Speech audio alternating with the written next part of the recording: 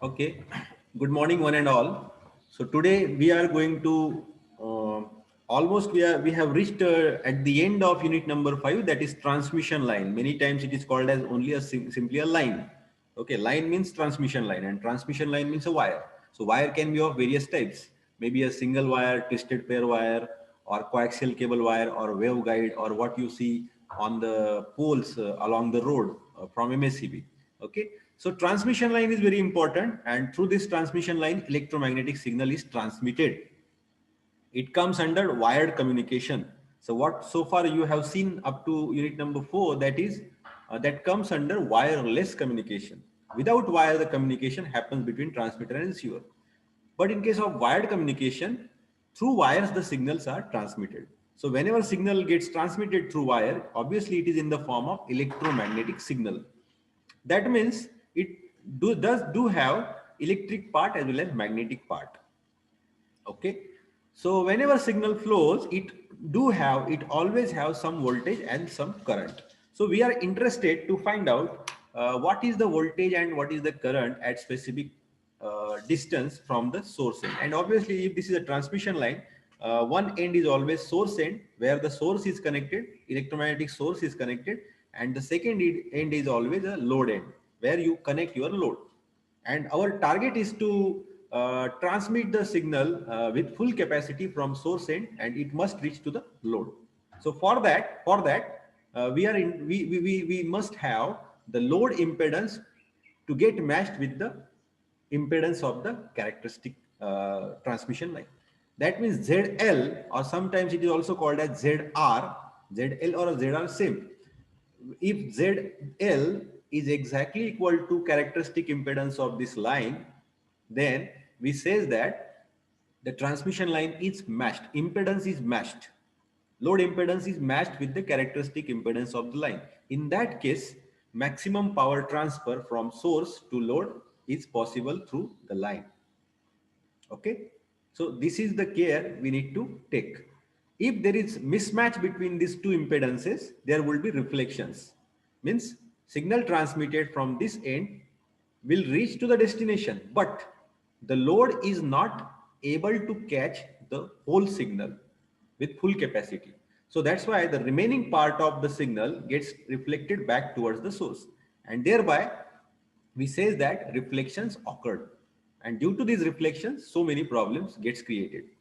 So we are also interested to find out how much is the reflection, whether it is 10% or 20% or how much it is.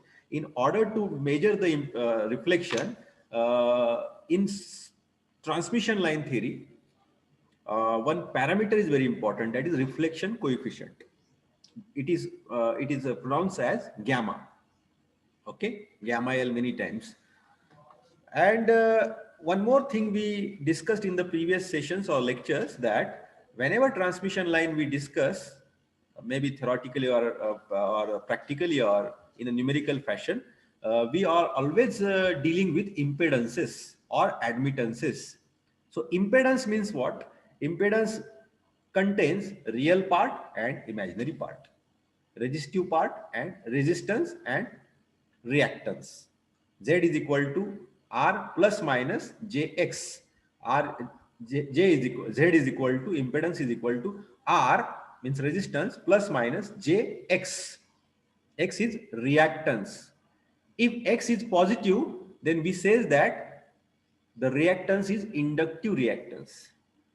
If X value is minus, then we says that the reactance is capacitive reactance. Okay, so these are the few important things we want to discuss now. As far as the syllabus of this unit number 5 is concerned, you see on the screen few points we already covered. Which are those points? We already discussed what is the meaning of line parameters, skin effect, uh, primary constants of line, secondary constants of line, wavelength means what, velocity of propagation means what are their formulae. Then we discussed lossless line, two special cases of lines we discussed, lossless lines and distortionless line. Okay, we solved numericals on these two. We also discussed what is the meaning of reflection coefficient. Okay. What is the formula for this, that reflection coefficient? What is the meaning of standing wave? That also we covered. Okay. Then how to find out the standing wave ratio? Okay. That also we found out. We tried to understand the relationship between reflection coefficient formula and standing wave ratio formula. Okay. We discussed the properties of reflection coefficient as well as standing wave ratio. The property of reflection coefficient, it is denoted in this fashion: reflection coefficient, it is always less than 1. Reflection coefficient is always less than 1. So maximum value of reflection coefficient is can be 1, minimum can be -1. So the reflection coefficient always varies in between -1 to 1. Similarly, we also discussed the properties of standing wave ratio. SWR, the minimum value is 0 and maximum value is standing wave ratio. Sorry, its minimum value is 1, minimum value is 1 and maximum value is infinity. So minimum value of standing wave ratio is 1. Okay. So these two ranges you must remember. Reflection coefficient can be from -1 to 1. So minimum it is -1, maximum it is 1. But here standing wave ratio is minimum 1 and maximum infinity. And there are two formulae for reflection coefficient and standing wave ratio. Both can be expressed in terms of each other. So in the today's lecture, we are going to discuss the concept of Smith chart. Smith chart is very important topic of this transmission line. It is a chart. It is just like a logarithmic chart, a log table. Do you have many times you use this log table or log paper, semi-log paper? Okay, with the help of that semi-log paper, you solve the numericals of various types. Similarly, in case of transmission line, Smith chart is also a graphical tool or graphical image or page using which you can solve the problems of transmission line. So there are two techniques to solve the problems of transmission line. With the help of formulae, okay, with the help of formulae, you can solve the problems of transmission line to find out some parameters. Similarly, our second option is with the help of Smith chart. Without knowing the formulae of any parameter, just with the help of Smith chart, also you can graphically solve the problems of transmission line to find out the values of some parameters. Which parameters you need to find out? You need to find out reflection coefficient, standing wave ratio, okay, SWR or VSWR, or sometimes you may need to find out impedance. Okay, so these are the parameters of transmission line which we want to find out with the help of either formulae, means on paper you can do the calculation, or second option is you can go via Smith chart. Okay, both techniques are valid. So today we are going to study the Smith chart concept. Let us quickly go through the slides which we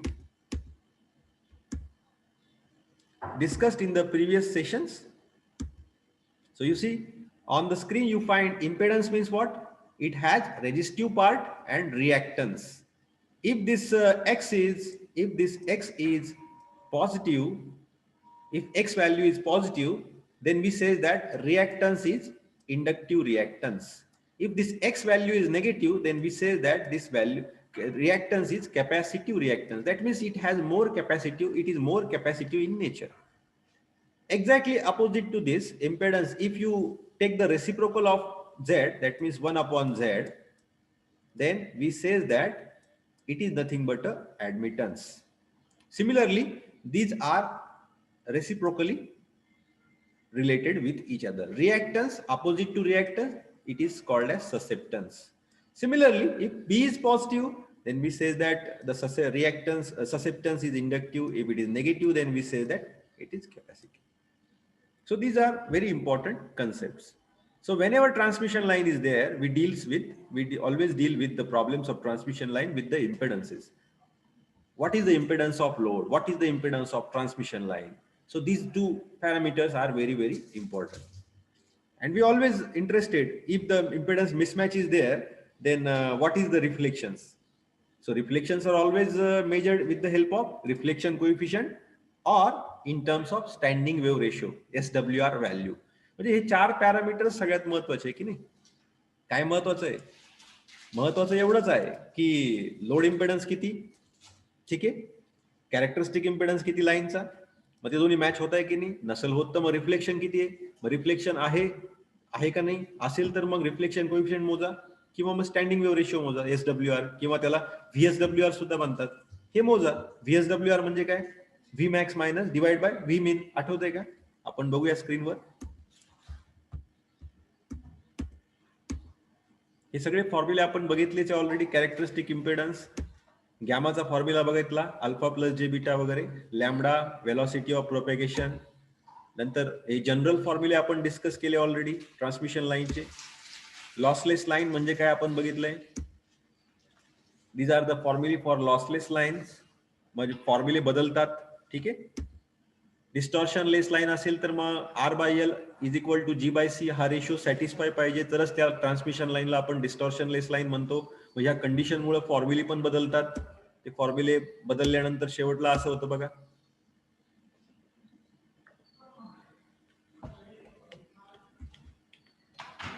These numericals we solved.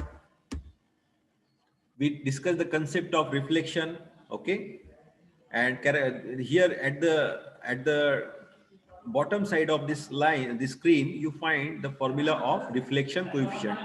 It is pronounced as gamma, okay. ZL minus Z0 divided by ZL plus Z0 is your reflection coefficient, where ZL is load impedance and Z0 is characteristic impedance of given transmission line. Transmission लाईनचा impedance, त्या वायरचा impedance, ठीक आहे. आणि load impedance म्हणजे load, तुमचा कोणताही load असू शकतो. मग आपण स्टँडिंग वेव्स पण बघितल्या काय प्रकार आहे, आणि बघितलं की स्टँडिंग वेव्ह तयार झाल्यानंतर, लाईनवर स्टँडिंग वेव्ह तयार झाल्यानंतर मग मॅक्सिमा आणि मिनिमाचे पॉइंट्स तयार होतात, नोड्स, अँटी नोड्स. मग तो फॉर्म्युला, जो बेसिक फॉर्म्युला आहे स्टँडिंग वेव्ह रेशिओचा, काय? V max minus V divide by V min. V max म्हणजे काय? स्टँडिंग वेव्ह रेशिओ जो घालता स्टँडिंग वेव्स, याचं मॅक्सिमम व्होल्टेज किती आहे आणि मिनिमम म्हणजे नोडचं व्होल्टेज, अँटी नोडचं व्होल्टेज, ठीक आहे. V max divide by V min. V max काय असतो? VI प्लस VR, इन्सिडेंट आणि रिफ्लेक्टेड वेव्हचे व्होल्टेजची addition. VI minus VR means V मीन, ठीक आहे. आणि दोघांमधलं रिलेशन पण आपण स्क्रीनवर बघतोय, SWR अँड रिफ्लेक्शन कोएफिशिएंट. आणि प्रॉपर्टीज समोर दिलेला आहे. Standing wave ratio is always greater than 1, you see, and reflection coefficient is always less than 1. Maximum is 1. It can be maximum 1. Okay. And standing wave ratio can be minimum 1. More than 1 is possible. So this you have to remember.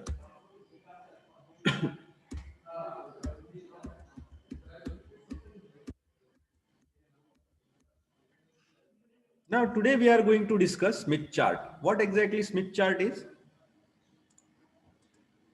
You see, prior to the advent of digital computers and calculators, okay, ज्यावेळेस ह्या वस्तू नव्हत्या मार्केटमध्ये, calculator नसायचे, computer नसायचे, engineers develop all sort of aids such as tables, charts, graphs to find out, to do the calculations for design and analysis of the your application. म्हणजे जुन्या काळात तर कम्प्युटर नव्हते, कॅल्क्युलेटर नव्हते, काहीच नव्हतं ना. शेवटी कॅल्क्युलेशन्स करायचे म्हटल्यावर मग जुन्या काळातल्या लोकांनी काय केलं? ग्राफ्स तयार केले, टेबल्स तयार केले, चार्ट्स तयार केले, त्याचा वापर करून ते प्रॉब्लेम सॉल्व्ह करायचे. म्हणजे सेमी लॉक पेपर सारखं, लॉक टेबल सारखं. तसंच ट्रान्समिशन लाईनचे जे इंजिनियर असायचे त्यांनी स्मिथ चार्ट बनवला आणि मग त्याचा वापर करून ते प्रॉब्लेम सॉल्व्ह करायला लागले. To reduce the tedious manipulations involved in calculating the characteristics of transmission line, graphical means have been developed. म्हणजे काय? प्रत्येक वेळेस फॉर्म्युले, ते कॅल्क्युलेशन करायचं काम सोपं अवघड असायचं ना, एवढा वेळ नसायचा आणि खूप मोठमोठे कॅल्क्युलेशन्स. मग त्यासाठी मग ग्राफिकल टेक्निक शोधली गेली. ग्राफिकल टेक्निक म्हणजे काय? एक चित्र आहे स्मिथ चार्टचं, त्याच्यामध्ये व्हॅल्यू टाकायच्या आणि त्याचं थोडंसं प्रोसिजर आहे. ते केल्यानंतर बरोबर आपल्याला जे पाहिजे ते आन्सर, जे पॅरामीटरची व्हॅल्यू मिळवायची ती ऑटोमॅटिक मिळते, ठीक आहे. म्हणजे एक ग्राफिकल सोल्युशन आहे, ग्राफिकल टेक्निक आहे, तिचा वापर करून सुद्धा प्रॉब्लेम सॉल्व्ह करता येतो. So Smith chart is most commonly used for graphical technique. It is a graphical technique. It is basically a graphical indication of कशाचं आहे ग्राफ मध्ये काय ते इम्पेडन्स ऑफ ट्रान्समिशन लाईन. त्या ग्राफ मध्ये नेमकं काय असतं तर इम्पेडन्स असतो. As one moves along the line, it becomes easy to use after a small amount of experience. आता तुम्हाला एक चित्र दिसतंय इथं स्क्रीनवर. बघा ह्या चित्रामध्ये काय काय दिसतंय. हा काय बघा, हा सिम्बॉल कसला आहे. This symbol is this reflection coefficient. आता रिफ्लेक्शन कोइफिशियंट एक कॉम्प्लेक्स नंबर आहे असतो जनरली. रिफ्लेक्शन कोइफिशियंट हा एक कॉम्प्लेक्स नंबर. आता कॉम्प्लेक्स नंबर म्हणजे काय, एखाद्या नंबरला कॉम्प्लेक्स कधी म्हणतो आपण, ज्या त्या नंबरला जर रिअल पार्ट आणि इमॅजिनरी पार्ट दोन्ही असतील तर, म्हणजे रिअल पार्ट ओके आणि इमॅजिनरी पार्ट प्लस जे, समजा काहीतरी याला रिअल पार्ट सपोज ए आहे आणि इमॅजिनरी पार्ट समजा बी आहे. ठीक आहे, ठीक आहे. मग याचा अर्थ काय, रिफ्लेक्शन आणि हा काय झाला, कोणता फॉर्म झाला, पोलर फॉर्म की rectangular form. It is a rectangular form. याला आपण पोलर फॉर्म मध्ये केलं तर कसं होईल, याला काहीतरी मॅग्निट्यूड येईल आणि काहीतरी अँगल येईल. बरोबर आहे ना. Polar to rectangular, rectangular to polar हे आपल्याला कन्सेप्ट माहिती आहे. ठीक आहे. Means your imaginary term complex number can be expressed either in your polar form or rectangular form. Complex number can be expressed in two ways, either in rectangular form or polar form. दोन्ही पद्धती आपल्याकडे available मार्केटमध्ये आहे. आता सांगायचं काय की real part हा आहे आणि इमॅजिनरी पार्ट हा आहे. रेक्टँग्युलर फॉर्मच्या बाबतीत बोलायचं ठरलं तर पहिला पार्ट काय असतो, रिअल पार्ट, दुसरा असतो इमॅजिनरी पार्ट. आणि पोलर फॉर्म मध्ये बोलायचं ठरलं तर पहिला पार्ट काय असतो, magnitude of reflection coefficient, and दुसरा पार्ट काय असतो, phase angle of that reflection coefficient. Okay. आता मला सांगा, जर मी तुम्हाला विचारलं what is the real part of reflection coefficient, what is this, it is now A. And what is the imaginary part, imaginary part gamma J, gamma R. Imaginary part of reflection coefficient in this case is B. बरोबर आहे का नाही. आता ह्या चित्रामध्ये बघा तुम्हाला काय दिसतंय. So this gamma r, real part of reflection coefficient, is on this upward axis or y-axis you say, and sorry, imaginary part. This is imaginary part. I'm sorry. And real part of this reflection coefficient is plotted on horizontal axis. Maybe it is a x-axis. कळतंय का? बरोबर आहे ना. Real part कुठं आहे, horizontal लाईनला. आणि imaginary part, imaginary axis कोणता आहे रिफ्लेक्शन कोइफिशियंटचा, तो अपवर्ड, म्हणजे तुमचा तो वाय ऍक्सिस टाइप. ठीक आहे.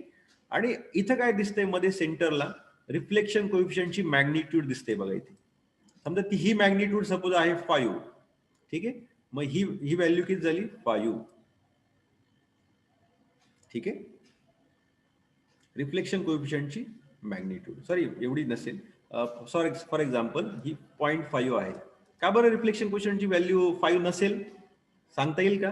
कारण मगाशीच प्रॉपर्टीज मध्ये बघितलं, reflection coefficient maximum value can be 1, it cannot be greater than 1. Standing wave रेशिओची व्हॅल्यू 1 पेक्षा जास्तच असते, 1 किंवा 1 पेक्षा जास्त. ओके. मिनिमम व्हॅल्यू त्याची 1 आहे. पण स्टँडिंग रिफ्लेक्शन कोइफिशियंटची मिनिमम व्हॅल्यू -1 आहे आणि मॅक्सिमम 1 आहे. म्हणजेच थोडक्यात रिफ्लेक्शन कोइफिशियंटची मॅक्सिमम व्हॅल्यू इथे किती बघा, हा जो सर्कल दिसतोय रिफ्लेक्शन कोइफिशियंटचं प्लेन आहे ना. हे कोणतं प्लेन आहे, कॉम्प्लेक्स गामा प्लेन. याला काय म्हणायचं, या पूर्ण प्लेनला काय म्हणायचं, कॉम्प्लेक्स गामा प्लेन. गामा म्हणजे काय, रिफ्लेक्शन कोइफिशियंट, त्याचं प्रोनाउन्सिएशन तसं आहे, कॉम्प्लेक्स गामा प्लेन. मग कॉम्प्लेक्स गामा प्लेन मध्ये हा जो सर्कल दिसतो याला युनिट सर्कल म्हणतात. का बरं युनिट सर्कल म्हणतात, कारण गामाची व्हॅल्यू मॅक्सिमम व्हॅल्यू 1च असू शकते. म्हणजे हा जो सर्कल दिसतोय याची रेडियस 1च्या पेक्षा जास्त असता कामा नाही. ठीक आहे. मग आता दुसरी गोष्ट, मग तुम्हाला एक गामाची व्हॅल्यू काहीतरी दिली, रिफ्लेक्शन कोइफिशियंट तुम्हाला दिलाय, सपोज किती दिलाय, पॉइंट समजा 2 दिलाय, 0.2. आणि अँगल समजा पोलर फॉर्म मध्ये मी एक्सप्रेस केले, सपोज आपल्याकडे पोलर फॉर्म सपोज अवेलेबल आहे, अँड 30 डिग्री दिले. ठीक आहे, 30 डिग्री. बरोबर आहे का? फार सिरियसली लक्ष द्या ह्या पॉईंट्स का, सगळ्यात सिरियसली लक्ष द्या, कारण तुम्हाला तो स्मिथ चार्ट नंतर कळणारच नाही काय प्रकारे नेमकं, काहीच कळणार नाही. खूप सर्कल आहे आतमध्ये. या युनिट सर्कलच्या आतमध्ये एक सर्कल, दुसरं सर्कल, तिसरं सर्कल, 50 सर्कल, 100 सर्कल, मग लवकर समजत नाही काय नेमका हा प्रकार काय चाललाय. ठीक आहे. आता याला काय म्हणायचं, या प्लेनला पूजा काय म्हणायचं, याला कॉम्प्लेक्स गॅमा प्लेन काय म्हणायचं Joshi, Bhagyashree? Complex gamma plane. का बरं गॅमा प्लेन? कारण हा जो गॅमा आहे रिफ्लेक्शन कोएफिशियंट, त्याचा रिअल पार्ट हा आहे, इमॅजिनरी पार्ट हा आहे.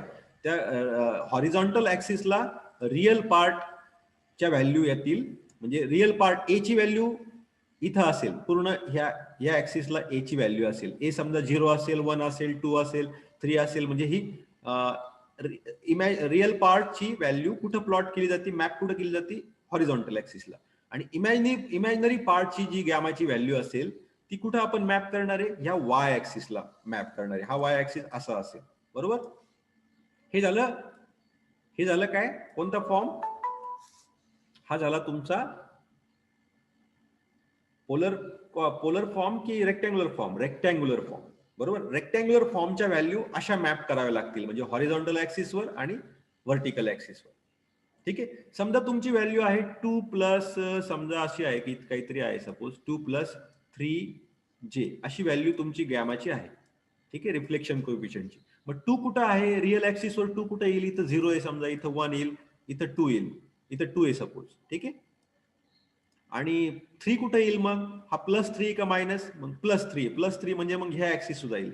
आणि मायनस जर 3 असतं तर मग ह्या खालच्या ऍक्सिस आला असता. +3 कुठे आहे, इथं समजा 0 आहे, इथं 1 आहे, इथं 2 आहे, इथं 3 आहे.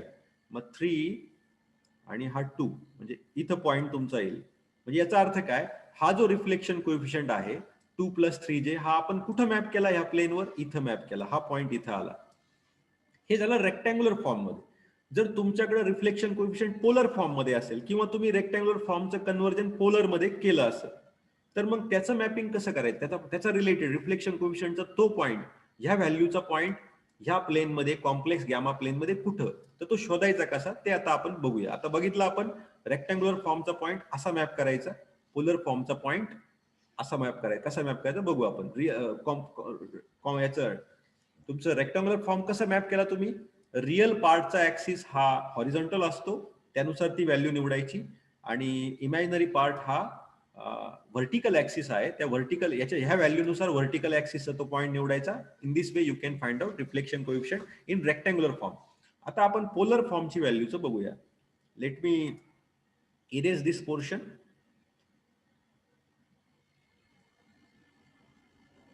Complex gamma plane. आता याच्यामध्ये आपण बघतोय काय, आताच आपण डिस्कस केलंय की गॅमाची मॅक्सिमम व्हॅल्यू 1 असते.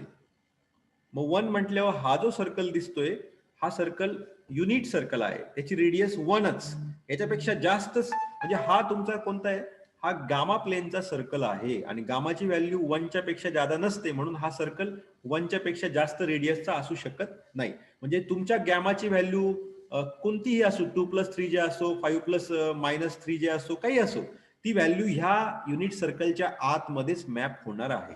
असं कधीच होणार नाही का तुमची रिफ्लेक्शन कोएफिशियंटची व्हॅल्यू इथं येईल, तो तुमचा रिफ्लेक्शन कोएफिशियंटचा पॉईंट इथं आला, सर्कलच्या बाहेर आला, असं होणार नाही.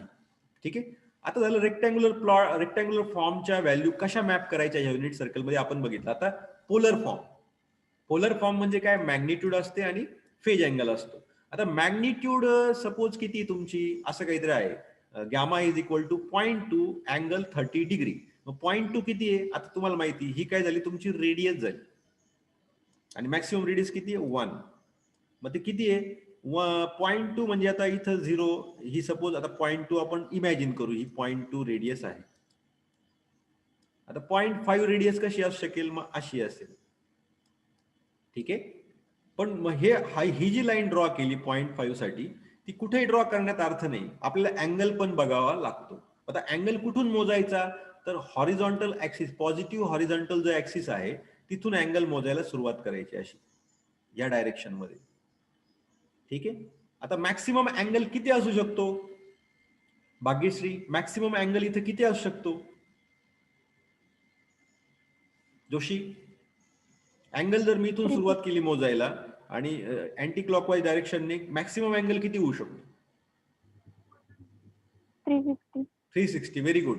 मग आता सध्या किती आहे आपल्याला ह्या प्रॉब्लेम मध्ये किती अँगल दिलेला आहे जोशी? 30 डिग्री. 30 डिग्री. माझा 30 डिग्री इथून जर मोजायला सुरुवात केली तर इथून समजा इथपर्यंत 30 डिग्री भरलं. कळलं? समजलं का? असं करून आपल्याला हा पॉइंट मिळाला. आता मला सांगा, परत एक तुम्हाला प्रश्न विचारतो. समजा तुमची गामाची व्हॅल्यू अशी आहे, gamma is equal to suppose 1 and angle is suppose 90 degree.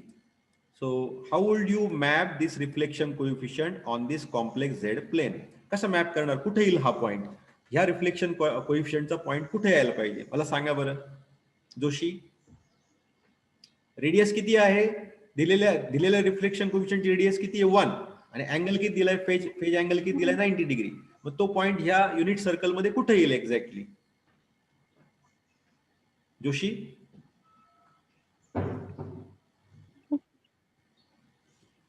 Radius maximum किती असू शकते? 1 आणि दिली किती? 1 दिली म्हटलं तुमचा पॉइंट 100% सर्कलवर असणार की नाही जोशी?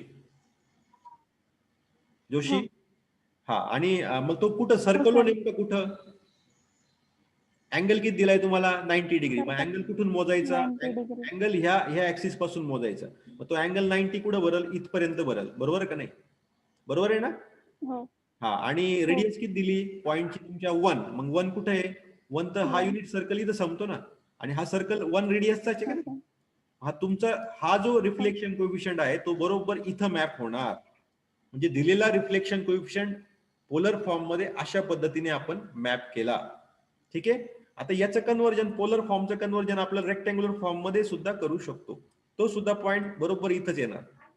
ओके. म्हणजे तुमचा रिफ्लेक्शन कोएफिशियंट तुम्हाला रिअल तुमच्या याच्यामध्ये देऊ, पोलर फॉर्म मध्ये द्या किंवा रेक्टँग्युलर फॉर्म मध्ये द्या, तुम्हाला तो ह्या कॉम्प्लेक्स गॅमा प्लेन मध्ये मॅप करणं शक्य आहे. कळतंय? This is a circle, unit circle. ठीक आहे. आता आणखी एक महत्वाचा पॉइंट या युनिट सर्कल मध्ये तुम्हाला मला सांगायचं आहे. सगळ्यांनी लक्ष द्या, खूप महत्वाचे पॉइंट्स आहेत हे. याचा फायदा काय आपल्याला, की गॅमाच्या व्हॅल्यू आपण ह्या युनिट सर्कल मध्ये ज्या दिलेल्या असतील त्या बरोबर आपण इथं मॅप करू शकतो. अशा भरपूर गॅमाच्या व्हॅल्यू आपण इथं मॅप करू शकतो. आता ज्या सर्कलवरची जी व्हॅल्यू असेल, समजा हा पॉइंट असो किंवा हा असो, कोणताही असो, तर तिथं गॅमाची व्हॅल्यू म्हणजे रेडियस किती असेल? 1. म्हणजे मॅग्निट्यूड, गॅमाची मॅग्निट्यूड 1, रेडियस 1 म्हणजे गॅमाची व्हॅल्यू 1. आणि तुमचा अँगल किती आहे? अँगल नाही हा, रिफ्लेक्शन दुसरी व्हॅल्यू ही. पण अँगल कुठून मोजायचा? असा मोजायचा, अँटी क्लॉकवाईज या ऍक्सिस पासून, म्हणजे असा मोजायचा, ह्या डायरेक्शन मध्ये मोजायचा. ठीक आहे. आता हा जो पॉइंट दिसतोय सर्कल सेंटरचा, सेंटरला रेडियस किती आहे? ऑब्विसली सेंटरची रेडियस 0 असणार आहे. बरोबर ना? आणि स्टँडिंग SWR, आता हा सॉरी माझं सांगायचं राहून गेलं, हा काय? S is equal to infinity. कुठं? सर्कलवर स्टँडिंग वेव्ह रेशियोची व्हॅल्यू किती असते? इन्फिनिटी. आणि गॅमाची व्हॅल्यू किती असते? 1. सर्कलवर, कारण युनिट सर्कल असतो ना तो. आणि इन्फिनिटी का? कारण गॅमा तुमचा मॅक्सिमम किती असू शकतो? 1. ज्यावेळेस गॅमा 1 असतो त्यावेळेस स्टँडिंग वेव्ह रेशियो किती असतो? इन्फिनिटी. का बरं इन्फिनिटी? तुम्ही फॉर्म्युले बघा, हे जे फॉर्म्युले आपण बघितले होते, या फॉर्म्युलेमध्ये तुमच्या लक्षात येईल, this is a relationship between gamma and standing wave ratio. बघा, स्टँडिंग वेव्ह रेशिओ आणि गॅमाची व्हॅल्यू ज्यावेळेस तुमची 1 असेल, मग 1 + 1 2 आणि 1 - 1 किती होईल? हा फॉर्म्युला बघा ना, सगळ्यांनी बघा हा फॉर्म्युला बघा. इथं जर 1 टाकलं गॅमाच्या जागेवर तर 1 + 1 2 होईल, पण इथं 1 जर टाकलं तर 1 - 1 0 होईल. So anything divide by 0 is always infinity. So standing wave ratio is infinity if gamma is 1. कळतंय का? स्टँडिंग वेव्ह रेशिओ दाखवताना बरेच जण सिम्बॉल काय वापरतात? Yes. So S is infinity if gamma is 1. So this is the important relation. आता जर समजा गामा जर 0 असेल, रिफ्लेक्शन कोएफिशियंट 0 असेल, तर मग यस किती? स्टँडिंग वेव्ह रेशिओ किती असेल? मग 1 + 0 आणि 1 - 0 किती येईल? मग यस किती येईल मग जोशी? 1. हा 1. मग आता तेच 1. आपण इथं मॅप केलंय. बरोबर, एक्झॅक्टली बरोबर. बघा इथं तेच त्या डायग्राम मध्ये हेच दिसतंय आपल्याला. बघा तुमचा जो गॅमा आहे, गॅमा 1 जेव्हा असेल तेव्हा स्टँडिंग वेव्ह रेशो इन्फिनिटी आहे आणि ते पॉईंट पुढे ह्या सर्कलवर येतात. आणि ज्यावेळेस तुमचा गॅमा 0 म्हणजे रेडियस 0 त्यावेळेस यस किती येतो 1. म्हणजे स्टँडिंग वेव्ह रेशो किती असेल 1 असेल. स्टँडिंग वेव्ह रेशो म्हणजे काय, रिफ्लेक्शन किती, रिफ्लेक्शन कोएफिशियंट, हे दोन्ही पॅरामीटर गॅमा आणि SWR म्हणजे यस, हे दोन्ही रिफ्लेक्शनच्या बाबतीतले पॅरामीटर आहे. म्हणजे तुमच्या ट्रान्समिशन लाईन मध्ये इम्पेडन्स मॅच न झाल्यामुळं किती रिफ्लेक्शन होऊ राहिलेत हे सांगण्याचं काम हे दोन पॅरामीटर करतात. आता पुढचे पॉइंट्स बघू. So what exactly Smith chart is, we will summarize. It is a representation of reflection coefficient means gamma in terms of normalized impedance. आता normalized impedance म्हणजे काय, काय असतं नॉर्मलाइज्ड इम्पेडन्स? जेव्हा तुमच्या लोड इम्पेडन्सला ज्यावेळेस तुम्ही Z0 ने डिवाइड करतात कॅरेक्टरिस्टिक इम्पेडन्सने, तर त्या लोडला काय म्हणतात, हा कॅपिटल ZL, ठीक आहे, हा कॅपिटल ZL आणि हा स्मॉल ZL, याला काय म्हणायचं मग, नॉर्मलाइज्ड लोड इम्पेडन्स. हा कोणता इम्पेडन्स आहे, कॅपिटल ZL, हा ऍक्च्युअल लोड इम्पेडन्स जो काय दिलेला असेल प्रॉब्लेम मध्ये तो, त्या ऍक्च्युअल लोड इम्पेडन्सला आपण Z0च्या व्हॅल्यूने जेव्हा डिवाइड करतो त्यावेळेस सुद्धा आपल्याला लोड इम्पेडन्सच मिळतो, पण त्याचा सिम्बॉल आपण छोटा Z दाखवतो आणि L दाखवतो असं. त्याला काय म्हणायचं, normalised impedance, normalised load impedance. कळतंय? So Smith chart means what? Smith chart is a representation of, graphical representation of reflection coefficient in terms of normalized impedance. आता असं का म्हटलोय आपण, कारण आपल्याला माहिती आहे गामाची फॉर्म्युला काय, गामाचा फॉर्म्युला काय, ZL plus Z0 divide bye yes ZL minus Z0, असा फॉर्म्युला आहे की नाही, गामाचा फॉर्म्युला आहे की नाही. आता जर प्रत्येक वेळेस ZL ला कशाने डिवाइड करायचे, Z0 ने डिवाइड करायचे, तर काय होईल मग फॉर्म्युला, हाच फॉर्म्युला कसा तयार होईल, गामा इज इक्वल टू, आता न्यूमरेटरला ZL ने डिवाइड केलं आणि डिनॉमिनेटरला सुद्धा ZL ने डिवाइड केलं, तर फॉर्म्युला काय तयार होईल, काय तयार होईल, ZL divide by Z0 plus Z0 divide by Z0 will be 1 divide by ZL divide by Z0 minus Z0 divide by Z0 1. म्हणजे आता रिफ्लेक्शन कोएफिशियंट, इथं जो रिफ्लेक्शन कोएफिशियंटचा फॉर्म्युला आहे that is expressed in terms of actual load impedance and this formula is also valid, it is expressed in terms of normalize load impedance. म्हणजे normalize म्हणजे काय, load इम्पेडन्सला Z0 ने divide केलं. आणि आपल्याला माहित आहे तुमचा स्मिथ चार्टचा जो सर्कल्स असतात हे गॅमाच्या व्हॅल्यूसाठी असतात, रिफ्लेक्शन कोएफिशियंटच्या व्हॅल्यूसाठी असतात. म्हणून तो पहिलं वाक्य काय बघा, Smith chart is a representation of reflection coefficient in terms of normalised impedance. बघा, कारण आता ह्या फॉर्म्युल्यामध्ये ZL minus divide by Z0 म्हणजे काय, नॉर्मलाइज्ड इम्पेडन्स. मग त्याचा फॉर्म्युला कसा लिहू शकतो आपण, gamma is equal to small ZL plus 1 divide by small Z minus 1, normalized impedance. असा हा गामाचा नवीन फॉर्म्युला तयार झालाय. काय नाही, सेमच फॉर्म्युले आहेत, फक्त ZL ला Z0 ने डिवाइड केले म्हणून हा छोटा ZL आलाय नॉर्मलाइज्ड. आणि मग ह्या गामाच्या ज्या व्हॅल्यू आहे, आता गामा तुम्हाला मी सांगितलं काय, gamma is always a complex number. Complex number म्हणजे काय, याला रिअल पार्ट असेल, इमॅजिनरी पार्ट असेल, किंवा मॅग्निट्यूड असेल, अँगल असेल, आणि ह्या गामाच्या व्हॅल्यूचे सर्कल्स आपल्याला बनवायचे असतात, त्यालाच आपण स्मिथ चार्ट म्हणतो. मग अशी एकच सर्कल बघितलं, युनिट सर्कल, पण त्याच्या आतमध्ये छोटे छोटे सर्कल आपल्याला ड्रॉ करता येतील. Are you getting this point? यालाच तर स्मिथ चार्ट म्हणतात. Okay, so it is a representation. म्हणजे हा फॉर्म्युला वापरायचा आहे, हा फॉर्म्युला वापरायच्या ऐवजी स्मिथ चार्टच्या बाबतीत आपल्याला हा फॉर्म्युला वापरायचा आहे. म्हणजे आपल्याला प्रत्येक वेळेस नॉर्मलाइज्ड इम्पेडन्स कॅल्क्युलेट करावे लागेल.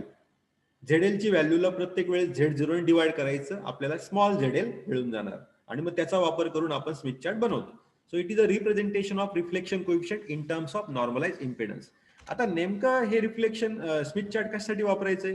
It is useful to calculate or determine reflection coefficient, म्हणजे गॅमाच्या व्हॅल्यू शोधण्यासाठी आपण स्मिथ चार्ट वापरतो, किंवा VSWR म्हणजे स्टँडिंग वेव्ह रेशो म्हणजे यस मिळवण्यासाठी सुद्धा आपण स्मिथ चार्टचा वापर करतो, किंवा इनपुट इम्पेडन्स, तुमच्या ट्रान्समिशन लाईनचा इनपुट इम्पेडन्स किती ते शोधण्यासाठी सुद्धा स्मिथ चार्ट उपयोगी आहे. Location of maxima and minima. आता मॅक्सिमा आणि मिनिमा म्हणजे काय आपण बघितलं, स्टँडिंग वेव्ह तयार झाल्यानंतर सिग्नल कसा दिसतो ट्रान्समिशन लाईन मध्ये, असा दिसतो, बरोबर. मग हा मॅक्सिमम पॉइंट्स आहे, ठीक आहे, याला नोड्स म्हणतात, आणि हे मिनिमम पॉइंट झाले, मिनिमम व्हॅल्यूचे पॉइंट्स, याला काय म्हणतात, अँटी नोड्स. म्हणजे व्होल्टेज इथं मॅक्सिमम असेल, इथं असेल, इथं असेल, इथं असेल, आणि मिनिमम कुठं असेल, इथं. So V max points, V min points. V max points are called as nodes, V min points are called as antinodes. ठीक आहे. तर मग तुमचं पहिलं मॅक्सिमम कुठं आहे, इथं आहे, दुसरं मॅक्सिमा इथं आहे, तिसरं मॅक्सिमा इथं आहे, आणि चौथं मॅक्सिमा इथं आहे, मॅक्सिमम पॉइंट. ठीक आहे. आता ही काय झाली, ही झाली वायर, ही ट्रान्समिशन लाईन आहे. या ट्रान्समिशन लाईनच्या आतमध्ये हे सगळं तयार झाले स्टँडिंग वेव्ह. हा समजा सोर्स एंड आहे आणि हा लोड एंड आहे, म्हणजे ही मध्ये काय आहे, वायर आहे. सोर्स एंड, लोड एंड, दोघांच्या त्या वायरच्या आतमध्ये स्टँडिंग वेव्ह तयार झाल्यात. मग त्या स्टँडिंग वेव्ह मध्ये नोड्स आहेत, अँटी नोड्स आहेत, नोड्स आहेत, अँटी नोड्स आहेत. मग तुम्हाला जर विचारलं, हा जर लोड एंड असेल, ह्या लोड एंड पासून किती अंतरावर पहिला मॅक्सिमा आहे, किती अंतरावर पहिला मिनिमा आहे, हे आपण इंटरेस्ट आहे ना, आपल्याला शोधायचं इंटरेस्ट आहे. किंवा सोर्स एंड पासून पहिला मॅक्सिमा किती अंतरावर आहे. ट्रान्समिशन लाईन म्हणलं तिला लेंथ आहे की नाही, 5 मीटरची ट्रान्समिशन लाईन असेल, 100 किलोमीटरची असेल, मग आपल्याला इंटरेस्ट आहे काय, की लोड एंड जिथे कनेक्ट केलाय, लोड एंड पासून पहिला मॅक्सिमा स्टँडिंग वेव्हचा कुठं आलाय, किती अंतरावर आलाय. ठीक आहे. दुसरा मॅक्सिमा किती अंतरावर आलाय, किंवा सोर्स पासून किती अंतरावर आलाय, what is the distance.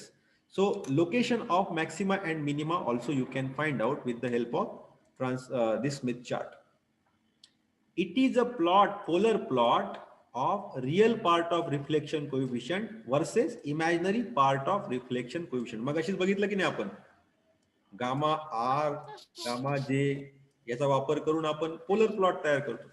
There are two families of circle in Smith chart: constant resistance circle, constant reactance circle. आता तुम्हाला माहिती आहे, इम्पेडन्सला काय असतो, रेजिस्टिव्ह पार्ट असतो, इमॅजिनरी पार्ट असतो, बरोबर आहे की नाही. कारण हा गामा काय, कॉम्प्लेक्स नंबर आहे. कॉम्प्लेक्स नंबर म्हणल्यावर काय, त्याला रिअल पार्ट असेल प्लस मायनस इमॅजिनरी पार्ट असेल की नाही.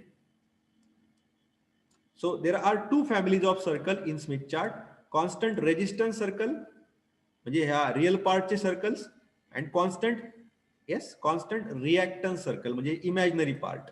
इम्पेडन्स म्हणजे काय असतो, impedance Z is equal to R plus j X असतं की नाही, मगाशी बघितलं ना आपण, Z is equal to R plus j X. Z काय, इम्पेडन्स, आर काय, रेजिस्टन्स, आणि एक्स काय, रिॲक्टन्स, बरोबर आहे ना. मग आता ह्या प्लॉट मध्ये पण मगाशी काय होतं, रिअल पार्ट होता रिफ्लेक्शन कोएफिशियंटचा आणि इमॅजिनरी पार्ट होता. मग रिअल पार्टच्या सर्कल्सला काय म्हणायचं, कॉन्स्टंट रेजिस्टन्स सर्कल. इमॅजिनरी पार्टच्या सर्कल्सला काय म्हणायचं, कॉन्स्टंट रिॲक्टन्स सर्कल्स. नंतर पुढचा पॉइंट बघा,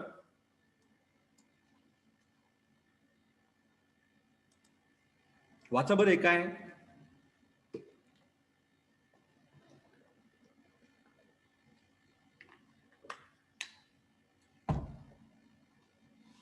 There are 3 scales on outermost circle of Smith chart.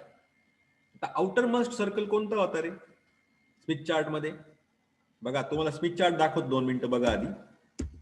हा बघा, हा स्मिथ चार्ट दिसतोय तुम्हाला स्क्रीनवर, बघा इथेही दिसतोय स्मिथ चार्ट, दिसतोय का तुम्हाला हा स्मिथ चार्ट. या स्मिथ चार्ट मध्ये दिसतोय, तुमच्या लक्षात येईल, हा जो आहे आउटर सर्कल, नंतर आतमध्ये बरेच सर्कल आहेत. हा स्मिथ चार्ट बघा, याच्या सर्कलमध्ये सर्कल, खूप सर्कल आतमध्ये आहेत, खूप सर्कल आहेत. ठीक आहे. आणि आपली ट्रान्समिशन लाईन काय असते, ट्रान्समिशन लाईनला 2च तोंड असतात, 2च एंड असतात, एक तर सोर्स एंड आणि दुसरा लोड एंड. या दोघांच्या मध्येच इलेक्ट्रोमॅग्नेटिक सिग्नल जात असतो. ही वायर आहे ट्रान्समिशन लाईन म्हणजे, सोर्स एंड आणि लोड एंड. सोर्स एंडलाच काय म्हणतात, जनरेटर एंड किंवा जनरेटर म्हणतात सोर्सला. ओके, कळतंय का नाही. आणि अवे फ्रॉम जनरेटर म्हणजे अवे फ्रॉम सोर्स म्हणजे कोणता, मग लोड एंड. कळतंय? आणि बघा सर्कल मध्ये सर्कल, सर्कल मध्ये सर्कल, सर्कल मध्ये, मग आउटर सर्कल काय, रेडियस 1 वाला. ठीक आहे ना? So you see there are 3 scales on the outermost circle. Phase अँगलचा एक स्केल असतो डिग्री मध्ये. एक लक्षात ठेवा या गोष्टी, आपण ज्यावेळेस स्मिथ चार्ट बघू ऍक्च्युअल मध्ये त्यावेळेस आपण बघणारच आहे. So there R 3 scales on outermost circle. Scales म्हणजे काय, मेजरमेंट करण्यासाठीचे माप. जशी तुमची फुटपट्टी असते, 1 सेंटीमीटर, 2 सेंटीमीटर, 3 सेंटीमीटर स्केल असतं की नाही, मग लेंथचं स्केल आहे तुमच्या पट्टीवर. तसंच मग या स्मिथ चार्टच्या बाबतीत आउटर मोस्ट सर्कलवर कोणते स्केल्स असतात, there are 3 scales. The first scale is phase angle in degree, second distance in terms of wavelength. आता वेवलेंथच्या माध्यमात डिस्टन्स काय मोजायचं, आता मला सांगा, 2 पॅरामीटर आहेत, वेवलेंथ आणि पिरियड. कोणत्याही सिग्नलला वेवलेंथ असतं आणि पिरियड असतं. पिरियड म्हणजे काय, टाइम पिरियड म्हणजे काय, time required to complete one cycle complete करण्यासाठी. तुमचा हा सिग्नल आहे समजा, साइन सिग्नल आहे, एक सायकल कंप्लीट करण्यासाठी किती टाइम लागला, हा टाइम ऍक्सिस समजा. एक सायकल कंप्लीट करण्यासाठी किती टाइम लागला, इथून तर इथपर्यंत. ठीक आहे, एवढा टाइम लागला. तुम्हाला जर मी विचारलं एक सायकल आहे तुमच्या साइन सिग्नलची, एक सायकल कंप्लीट होण्यासाठी किती डिस्टन्स कव्हर केलं. कारण सिग्नल कसं आहे, वायर मधून इकडून चाललाय इथपर्यंत जातोय की नाही सिग्नल असा. मग तो शेवटी अंतर पण कापतोय ना, टाइम पण कापतोय आणि अंतर पण कापतोय. मग एक सायकल कंप्लीट झाल्यानंतर किती डिस्टन्स कव्हर झालं सिग्नलचं, त्याला काय म्हणतो आपण, wavelength. Period means what? Time required to complete one cycle in time, and this is a distance covered in one cycle. Signal name. So first scale is phase angle in degrees. दुसरं scale पण आहे याच्यामध्ये, distance in terms of wavelength.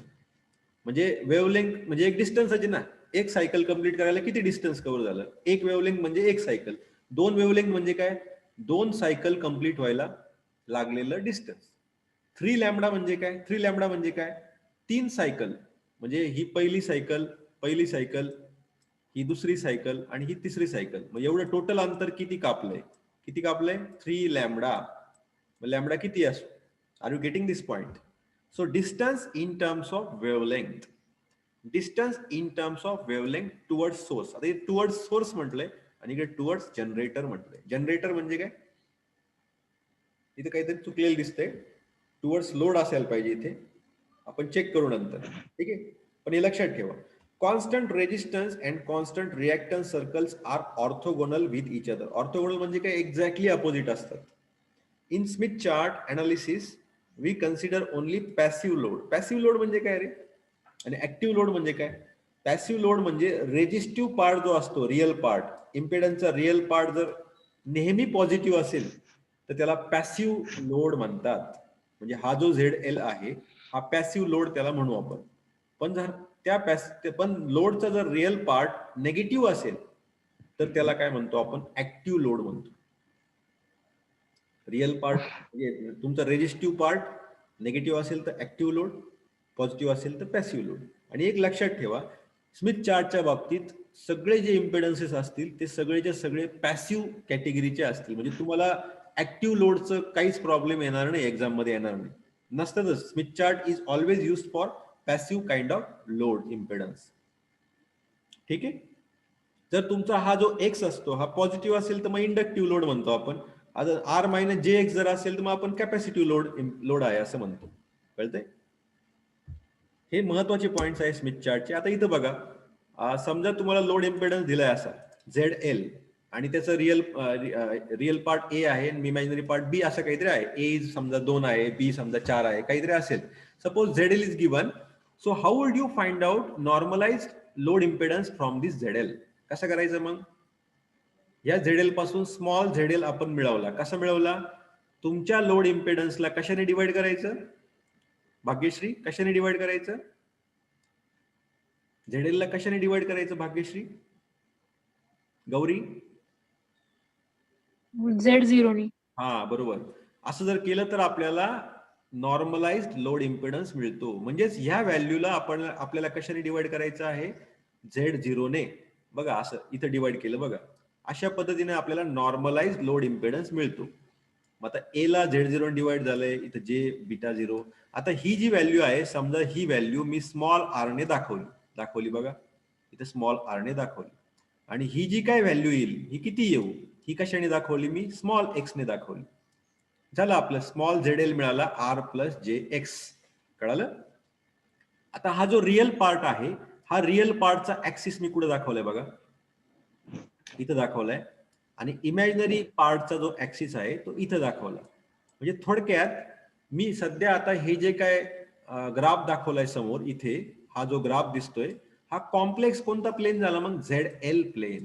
कारण मी x ऍक्सिसला काय घेतलंय, ZL चा real part, आणि Y ऍक्सिसला काय घेतलंय, ZL चा इमॅजिनरी पार्ट. म्हणजे मी दोन्ही ऍक्सिसला कोणाच्या व्हॅल्यू वापरल्या, नॉर्मलाइज लोड इम्पेडन्सच्या. म्हणून मी ह्या प्लेनला काय म्हणणार, कॉम्प्लेक्स ZL प्लेन. आणि मग अशी कोणतं प्लेन बघितलं मग, कॉम्प्लेक्स गामा प्लेन बघितलं. गॅमा म्हणजे रिफ्लेक्शन कोएफिशियंटचं प्लेन. म्हणजे हे पण प्लेन आहे, हे पण प्लेन आहे. ठीक आहे. आता ते मगाचं प्लेन जे बघितलं ते कसं मिळवलं आपण बघूया. रिफ्लेक्शन कोएफिशियंटचा फॉर्म्युला कसा असतो, ZL minus Z0 divide by ZL plus Z0. आता याला आपण या फॉर्म मध्ये आणायचे. स्मिथ चार्ट म्हणलं का तुम्हाला नॉर्मलाइज इम्पेडन्सच लागतो. म्हणजे तुमच्या ZL ला Z0 ने डिवाइड करणं मस्ट आहे, कंपल्सरी आहे. त्याच्याशिवाय तुम्ही पुढे जाऊ शकत नाही स्मिथ चार्टच्या बाबतीत. मग आता इथं बघा, हा तर फॉर्म्युला असा आहे गामाचा. So you divide this formula by Z0, okay, numerator as well as denominator, you will get this, and this way you will get this formula. ठीक आहे. आता ZL ची व्हॅल्यू किती घेतली आपण फाइंड आउट केली, R प्लस JX. मग ही जी ZL ची व्हॅल्यू ती इथं टाका. ती इथं टाकल्या असं काहीतरी आलं, म्हणजे तुम्हाला एक कॉम्प्लेक्स नंबर काहीतरी मिळतोय, बरोबर. जे आला म्हटल्यावर कॉम्प्लेक्स नंबर आहे. मग त्या गॅमाचा रिअल पार्ट काहीतरी येतो, इमॅजिनरी पार्ट काहीतरी येईल. मग याला पोलर फॉर्म मध्ये कन्वर्ट केलं तर मॅग्निट्यूड येईल आणि अँगल येईल. बघा आता हेच तुम्ही इकडं हा ग्राफ मिळवलाय. काय केलंय, गॅमाचा रिअल पार्ट